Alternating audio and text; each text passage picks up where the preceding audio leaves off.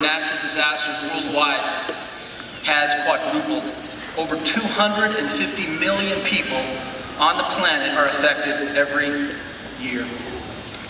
Science is warning that unless a great change in our stewardship of the earth, life on it changes, vast human misery is not going to be avoided. In contrast to these human efforts and concerns, they track, they predict, they warn of impending disaster. Jesus' example demonstrates complete control. He demonstrated complete control of the earth's natural forces in Proverbs 8:22. He was called the master worker beside Jehovah God, the creator of the universe. By means of Jesus, Colossians chapter 1 verses 15 through 17 tells us all things were made to exist. And we think about Jesus observing Jehovah God in heaven, fully able to understand Earth's ecology, from greenhouse gases to climate change to the movement of tectonic plates. He has the wisdom, he has the power to control not only Earth's natural forces, but he can manage resources. So let's look at some examples of Jesus doing that. Open your Bibles to Mark chapter 4 and verse 37. We'll read 37 through 39. It says there that a great violent windstorm in verse 37 broke out, and the waves kept dashing into the boat so that the boat was close to being swamped. But he was in the stern sleeping upon a pillow, so they woke him up, and they said to him, "Teacher, do you not care that we're about to perish?" With that, he roused himself and rebuked the wind and said to the sea, "Hush, be quiet." And the wind abated, and a great calm set in. That's impressive. Really impressive to be able to calm the sea with your voice, with a rebuke. In Mark 11:14, on another occasion, Jesus cursed an unproductive fig tree, and it withered, and it died. He can control plants. At John 21:6, the account, you might recall, he was fishing with his disciples. They weren't having too much success. So Jesus tells them, "Why don't you cast your nets on the right side of the boat and you'll find some fish?" Well, they did it. And they weren't able to draw in those nets because there were so many fish in the net. He controlled plants. He controls the fish of the sea. A portent is a sign that points to the future of things or circumstances that will take place. These Bible accounts point to a bright, exciting future of control. Jesus will have perfect control over the forces of nature, perfect control in the new world. Not predicting force, not timing storms. During the millennium of Christ's rule, no one will be harmed by typhoons, volcanoes, earthquakes. No natural forces will harm any of mankind. So we can see why those words have profound meaning. A great calm will set in. Right now, it's not very calm.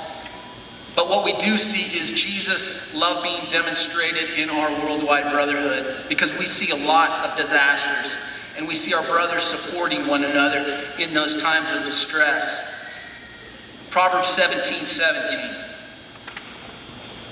If you'll turn there, comforting verse for us that we see demonstrated these days often. 17:17, a true companion is loving all the time and is a brother that is born for when there's distress. When brothers suffer hardships, how many times do we see the brotherhood step in and comfort them and help them rebuild from the devastation of a natural disaster? That's when we appreciate our brothers born for when there is distress. I want to talk to Sister Jaclyn Flynn. Sister Flynn is currently serving in the Lake Utah congregation. Sister Flynn, if you would, take us back to 2005. You're living in New Orleans, Louisiana. Walk us through your experience when Hurricane Katrina hit. When the Hurricane Katrina hit, my family and I were attending at the district convention in Houston, Texas. While we knew that the storm was coming, we didn't know where it would hit. It was encouraging to me that at the district convention, the organization already made arrangements for those who would be affected by the hurricane. As it turned out, Katrina hit New Orleans and destroyed it. So, next, how were you and your family impacted? Well, we lost everything. Our kingdom halls, house, clothes, everything, cars, jobs. So, we talk about it all the time. We hear about how our brothers are there for us. What was your experience with you and your family? Well, the brothers were amazing. A brother put us in his house that weekend, along with another family. That weekend turned out to be 4 months in Houston, Texas. There were 13 of us in that house. We were provided with more than what we needed: house, clothes, even temporary employment. We got to live how Jehovah cares about his people. So let's look at this. We have one brother. He owns one house, 13 people, and 4 months.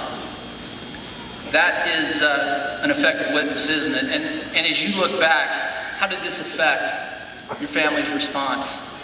Well, we all witnessed Jehovah organization in action and real love.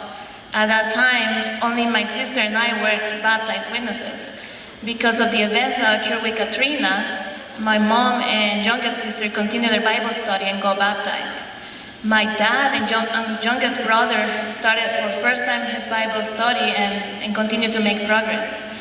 Because of Katrina, we lost everything, but we never missed anything.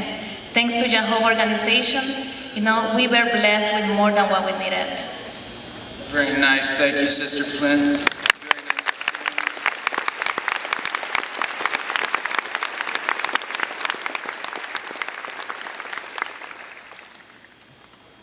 In one 14-year span in the Central American country of Nicaragua, they suffered 11 natural disasters: earthquake, intense flooding, followed by drought, a hurricane, a volcano eruption, followed by a tsunami, multiple tropical storms. Can you imagine rebuilding your home under those conditions? Reestablish a livelihood? To say the least, demoralizing circumstances. Soon, God's kingdom will usher in a paradise where people will be safe eternally from the havoc and the suffering natural disasters bring. God's servants will work together under Christ's rulership, not to rebuild after a storm, but to build for an everlasting future. And that is exciting. Paradise Earth will be everlasting. It won't be a home to be destroyed, but it will be a home of obedient mankind. And so when we hear those words, a great calm will set in. We look forward to that.